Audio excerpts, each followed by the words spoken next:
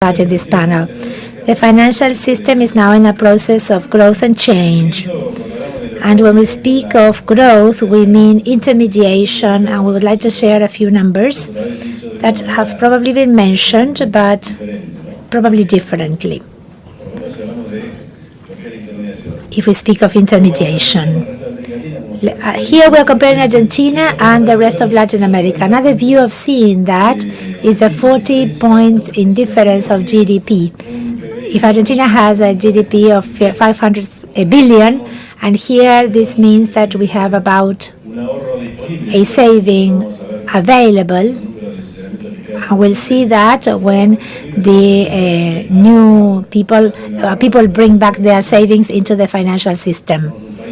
We are a country where in the last decades the depositor was penalized in the past. So about 200 billion, if we take a look at this from the depositor's viewpoint, they have very low yield, and assuming that if we have an interest rate applied in the medium term with 10% interest rate, the return they have today, which is zero, would be 20 billion, equivalent to 4% of GDP. So we would pass from having a return on savings near zero, the depositor would have almost 4% of GDP. This is on the deposits side and the CDs. And this is the impact that would have on the economy with the growth to 200 billion. That would be great. And we think that we are now along that path, in that journey.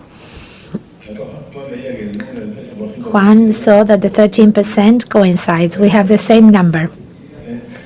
Juan. So here in red, we see the prospects for the next 10 years of credit growth. And this is going from 3 or so to 40 or almost 50 of GDP. I hope that you're right if you think this is not too much. And we have examples of other countries for us to see that we can attain that. It is possible. Brazil, for example, that's interesting because in 10 years it went from 24 of GDP to 51% of GDP, starting with a higher level. Other numbers that are similar, continuing with intermediation. Juan was mentioning the mortgage loans. 1% of the GDP compared to almost more than 20% in the case of Chile. In our case, we started a few months ago to offer mortgage loans using the digital media. A customer of ours can enter our website, and in 20 minutes, if they can know whether the credit is granted or not. And we think it is possible for mortgage to grow as a financial system 1% per year. This is our estimation. And as we have shown, that CDs as a percentage of the GDP compared to other countries is very low. The same thing with managed funds as a percentage of GDP. So if we take a look at this from the deposits viewpoint or assets, the potential growth of Argentina into the future is actually multiple. And going back now to the change that we have started and that will be even strengthened into the future in the financial system, going to the operational side, we are now in a process towards going to a paperless, more digital type of banking, and with many fewer notes. Our customers are more demanding, so that poses a few challenges to banks. The first challenge is a technological challenge, because we need to make available the technology. We need to be able to purchase products and to link them to the bank technology. And that is sometimes something that we're not good at. And we need to develop also new technology for new products and new developments. And that is something that I believe we should improve a lot. The human capital also. Also, we say that at the center of banks is the client, who is demanding increasingly more from us. But in order to serve the customer, the human capital needs to be developed as to new skills, to develop new products. We need to change the work methodology. We work in silos, we have commercial departments, risk departments, but we need to work a lot more with an objective type of approach, trying to meet the objectives. And customers are also demanding the possibility of operating in any of the channels, the ATM, branch, home banking, and increasingly more in the mobile platforms. These are channels that should be available 24/7. And one thing to think about is what the branch will be in the future. We know it will be different from today, but we still have to sort it out.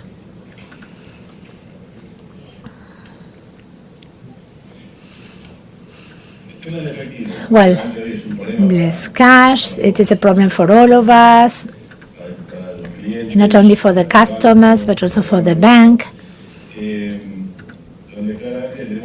Clearly, today we have a tax burden as a country that I believe is the highest in Latin America compared to GDP. The tax burden affects competitiveness. So in order to reduce that, one way of reducing is for the economy to grow so that that tax burden may be diluted, but also to try to have a more formal economy, which is not in a vicious circle as described here. Another way of saying the same thing is in Argentina, we use a lot of notes, a lot of bills, so more development, less use of cash, the debit card on the one hand, and the per capita income. And now to summarize, I think we will have some time for the banking inclusion. Every time we have a challenge with our human capital, we have a challenge. We need to develop new skills, new methodologies to allow us to do things more efficiently and faster. So that's what we need to develop. And clearly there will be an increase in the volumes. But also there will be a strong reduction of the margins, of the profit margins, because I think sometimes it is fictitious and sometimes it is the inflation that is considered as margins, but the margins of the financial system will also be reduced. So depending on how fast those margins are reduced, the acceleration will take place. And undoubtedly, this growth in volume and of margins, it is good news for the customers and for the economy. And lastly, more efficiency. Banks need to work very strongly and fast on trying to go to the digital banking.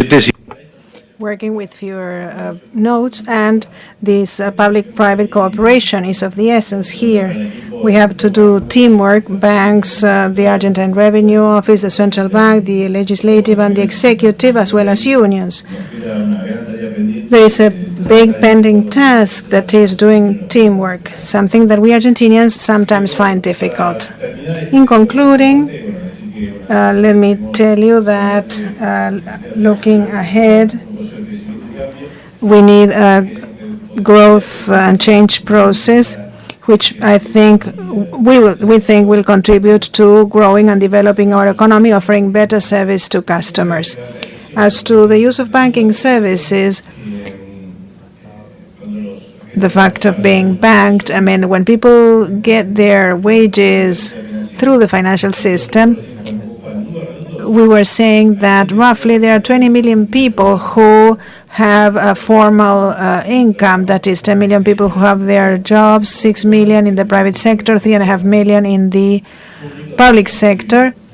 From the public sector, 800,000 in the national public sector, 2 million the provinces, 800,000 municipalities, that is 6 and something million, 3.5 million In the private sector, that totals 10 million, then 6 million retirees and people who receive the universal benefit, another 3 million. So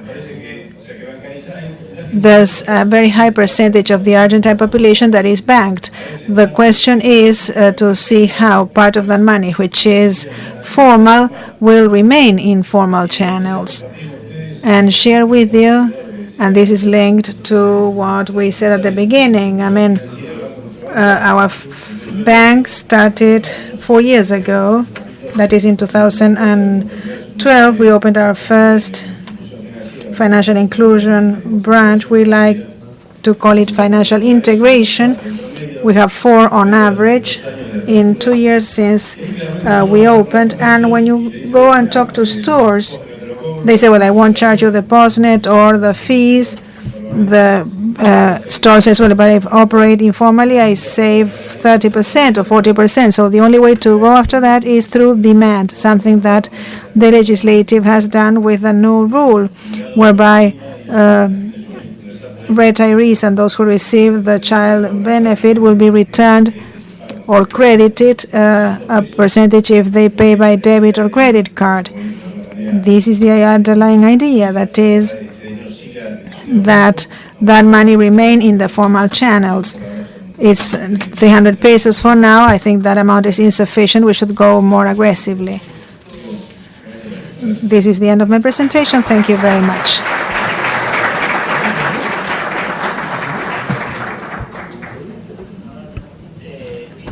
We have 15 minutes for questions and answers.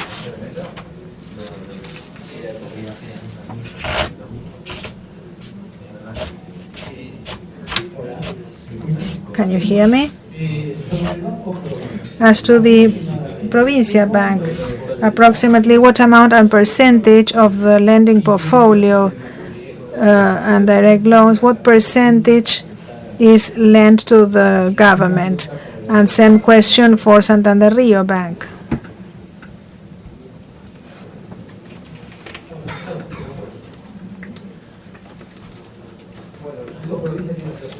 Well, ours is a very specific situation.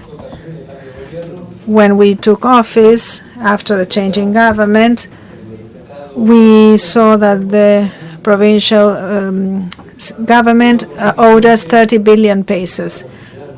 The bank has a very unique situation. It is not typical of central banks, whereby when the province of Buenos Aires was incorporated into the Argentine territory, it reserved to itself jurisdiction and legislation rights over the companies it owned, including the bank. As a result, the charter includes 2 or 3 articles whereby it may lend the province, or better said, it allows the province to borrow money from the bank, because the active subject is the debtor, not the creditor.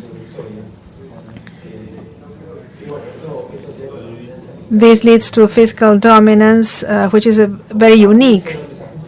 As a result, there was a current account imbalance, but then that debt was brought down to 22 billion pesos because of public deposit. Total assets today are 190 billion pesos. So that's a headache, a pain in the neck. This is something that has been inherited. No loans have been granted, but we still have that stock. All banks, and public banks the most, inherited a strong position in securities that were inherited from the past situation and the debt swap. When you break it down, it is also public sector debt. So out of the 66 billion worth of assets, this year we intend to place 100 billion pesos, and the stock will be close to 80 billion.